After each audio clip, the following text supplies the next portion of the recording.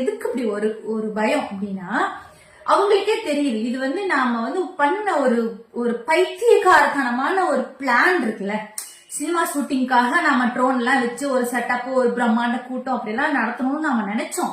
But எதிர்பாராத விதமா இந்த மாதிரியான ஒரு கோர சம்பவம், இதனால இவ்வளவு உயிரிழப்புகள் வந்துருச்சு அப்படின்னு சொல்லிட்டு அந்த ஒரு பைத்தியக்காரத்தனத்தை மூடி மறைக்க, அதாவது ஒருத்தன் ஒரு பொய் சொல்லிட்டான்னா அந்த பொய்ய மறைக்கிறதுக்கு அடுத்தடுத்து பொய்யா சொல்லுவாள். அந்த மாதிரி இந்த பைத்தியக்காரத்தனத்தை மறைக்கிறதுக்கு, ஒரு மேக்கப் பண்றதுக்கு அடுத்தடுத்த ஒரு பைத்தியக்காரத்தனமும் பண்ணிட்டே இருக்கிறாங்க. இது வந்து தமிழ்நாடு மக்கள் வந்து எல்லாரும் பார்த்துக்கிட்டு தான் இருக்காங்க. அந்த 41 குடும்பத்தை விடுங்க, அவங்க வந்து நீங்க ஊதுற மகுடிக்கு ஆடுற பாம்பு மாதிரி ஆடிட்டு இருக்காங்க. ஆனா வந்து தமிழ்நாடு மக்கள் ஒட்டுமொத்த பேரும் உங்களுடைய இந்த காமெடிகள்லாம் பார்த்துக்கிட்டே தான் இருக்காங்க மிஸ்டர் விஜயண்ணா. என்னன்னா, இப்போ ஒரு சம்பவம் நடந்துருச்சு, அதை நீங்க என்ன மாதிரியானலாம் வந்து ஒரு யோசிக்கிறீங்க பாருங்க. இந்த யோசனை எல்லாம் உங்களுக்கு யாரு தராங்கன்னு தெரிய மாட்டேங்குது.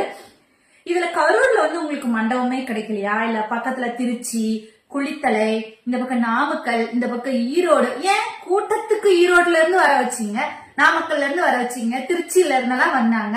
மண்டபம் உங்களுக்கு எங்கேயுமே கிடைக்கலன்னு சொல்றதெல்லாம் இதெல்லாம் ஒரு நியாயமே இல்ல. நீங்க ஒரு 250 பேத்துக்காக பர்மிஷன் வாங்கிருக்கீங்க, அப்புறம் என்னாச்சுன்னு தெரியல. அதெல்லாம் வந்து தகவல்லாம் வந்துட்டு தான் இருக்கு மிஸ்டர் விஜய். தென் பாத்தீங்கன்னா உங்களுக்கு என்ன ஒரு பயம், கரூரை பார்த்து என்ன ஒரு பயம் இப்ப தெரியுதா உங்களுக்கு?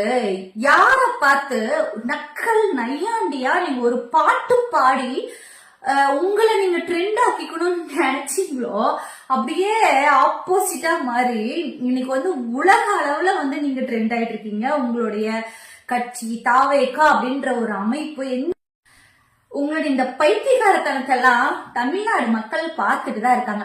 ஒரு அரசியல் தலைவன் அப்படின்னா என்ன தெரியுமா? மக்களோட மக்களா ஒன்றி போய் இருக்கணும். ஒரு விஷயம், ஒரு நல்லது, ஒரு கெட்டது, எல்லாத்துலயும் அந்த அரசியல் தலைவனோட பங்கீடு இருக்கணும். இது வந்து சினிமா கிடையாது. உங்களுக்கு சினிமா தான் உங்களுடைய பிளட்டா இருந்துச்சு. ஆனா வந்து அரசியலுக்கு வரணும்னு நீங்க நினைக்கும் பொழுதே மக்களோட மக்களா கலக்கதான் நீங்க பாக்கணுமே தவிர, இந்த மாதிரி எல்லாம் வந்து என்னது இதெல்லாம் வந்து இந்த காமெடிகள்லாம் வந்து மக்கள் பார்த்துட்டு தான் இருக்காங்க. அதுக்கான பதில் வந்து 2026 உங்களுக்கு கண்டிப்பா தெரியும் மிஸ்டர் விஜயண்ணா.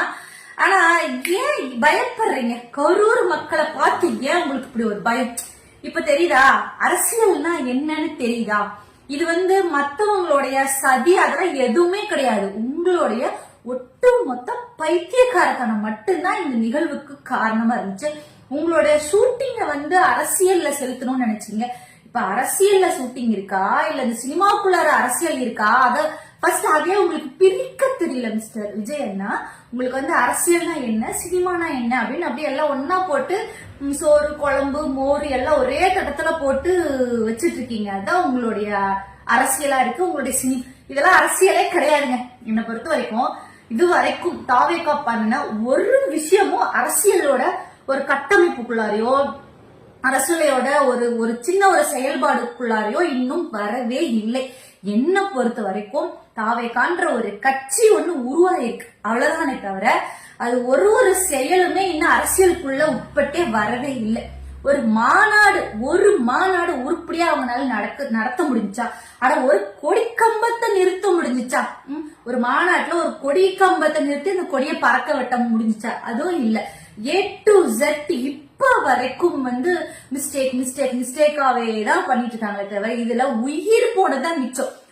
உண்மையா சொல்ல போனா அந்த உயிர் போன குடும்பத்தை வச்சு இவங்க பண்ற இந்த பரமபதம் இருக்கே, ஐயோ தாங்க முடியல. இவங்க என்ன பண்றாங்கன்னே தெரியாம அந்த மக்கள் போயிட்டு இருக்காங்களா? ஒரு 20 லட்சத்துக்காக அவன் ஊடுற மகுடிக்கெல்லாம் இப்படி ஆடிட்டு இருக்காங்க அந்த மக்கள்.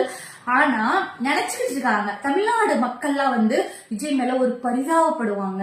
சரி, அந்த இறந்த குடும்பத்தை எல்லாம் இவ்வளவு கேர் பண்ணி பாக்குறாரே, நம்மளால நடந்த ஒரு விஷயத்துக்காக அந்த குடும்பத்துக்காக இவ்வளவு கேர் பண்ணி பாக்குறாரேன்னு சொல்லிட்டு எல்லாத்தோட இந்த அனுதாபத்தை பெறலாம்னு நினைச்சிட்டு இருக்காங்க.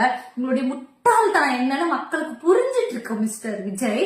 ஏன்னா நீங்க பண்ற ஒரு காமெடியா தான் பார்த்துட்டு இருக்காங்க மக்கள். சரிங்களா? 2026 இதுக்குண்டான பதில் கண்டிப்பா உங்களுக்கு தெரியும். விஜய் வந்தா புதிய மாற்றம் வரும், புதிய மாற்றம் வரும்னு நம்பிக்கிட்டு இருந்த ஒட்டுமொத்த உங்களுடைய ரசிகர்களுக்கு நம்பிக்கை துரோகம் பண்ணிட்டு இருக்கீங்க மிஸ்டர் விஜய். அரசியல்னா என்னன்னு உங்களுக்கே ஃபர்ஸ்ட் தெரியல. ஃபர்ஸ்ட் அரசியலை படிங்கன்னா அதுவும் கேட்க மாட்டீங்க. ஒரு பக்கம் ஸ்கிரிப்ட் படிச்சுட்டு ஒரு 4 நிமிஷம் நீங்க ஒரு பக்கம் கூட இருக்காது, ஒரு 4.25 நிமிஷம் பேசுனதுக்கு அடாடாடாடா என்ன ஒரு பிரளயம் வந்துச்சு. உங்களெல்லாம் எங்க செந்தில் பாலாஜி அந்த மாதிரி ஒரு மணி நேரம் ஒரு அரை மணி நேரம் மைக் எடுத்து பேசுனீங்கன்னா என்ன ஆகுனே தெரியல. எல்லாம் நிஜமா அப்படி ஒரு நாட்கள் எல்லாம் நாங்க ஆவலோட எதிர்பார்த்து காத்துட்டு இருக்கோம். மிஸ்டர் விஜய் மைக் எடுத்து அரசியல் எப்படி பேசுவாரு அப்படின்றதெல்லாம் நிஜமா புஷி ஆனந்த் இவங்க எல்லாம் அரசியல்ல பேசணும்னு சொல்லிட்டு நாங்கெல்லாம் ரொம்ப ஆர்வமா தான் எதிர்பார்த்துட்டு இருக்கோம். இதெல்லாம் ஒரு காமெடியாவே போயிட்டு இருக்கு.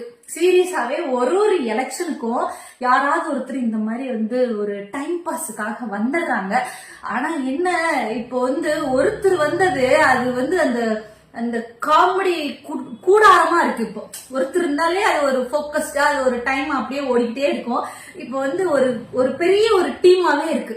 ஒருத்தர் பேசுறதே அவ்வளவு பார்த்துட்டு நம்ம என்னடா அப்படின்னு சொல்லிட்டு இருக்கும்போது இப்ப 41 குடும்பத்தையும் பேச வச்சு டைம் பாஸோட வால்யூம் இருக்கு இல்லையா, அது ரொம்ப அதிகமாவே தான் இருக்கு. ஏன்னா அவங்க எல்லாம் 100 ரூபாய்க்கு நடிக்க சொன்னா 500 ரூபாய்க்கு நடிக்கிறாங்க. அந்த மாதிரிதான் போயிட்டு இருக்கு.